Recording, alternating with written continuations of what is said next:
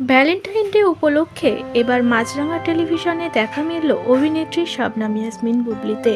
উপস্থাপক তাকে সুন্দরভাবে একের পর এক প্রশ্ন ছুড়ে দিয়েছে, আর সবকটা প্রশ্নের উত্তর তিনি এমনভাবে দিয়েছে, কিছু কিছু প্রশ্নের উত্তরে যেন অপু বিশ্বাসের নাম উঠে এসেছে। তিনি প্রেগনেন্ট কি প্রেগনেন্ট না এ বিষয়ে কাউকে জবাবদিহি করতে তিনি প্রস্তুত না, কারণ তিনি ডিভোর্সি না। এ কথাটা যেন অপু বিশ্বাসকে টোন কেটে বলেছেন বুবলি, কারণ অপু বিশ্বাস ডিভোর্সি, 8 বছর আগে তার ডিভোর্স হয়ে গেছে। সোশ্যাল মিডিয়াতে আজও তিনি বলে বেড়াচ্ছে সাকিবের সঙ্গে সুন্দর সম্পর্ক, সাকিবের সন্তানের মা এখনো তিনি হতে চান।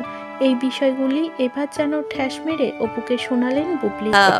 যেহেতু আমি একজন married person, I am not divorced, so সেখান থেকে আমি প্রেগনেন্ট হচ্ছি কি না হচ্ছি বা এটা বলছি অডিয়েন্সকে বা কখন বলবো বা বলছি না, এটা সম্পূর্ণ হয়তো আমাদের ব্যক্তি স্বাধীনতা, কারণ তখন কিন্তু আমি ব্যক্তি মানুষটাই হয়ে যাচ্ছি।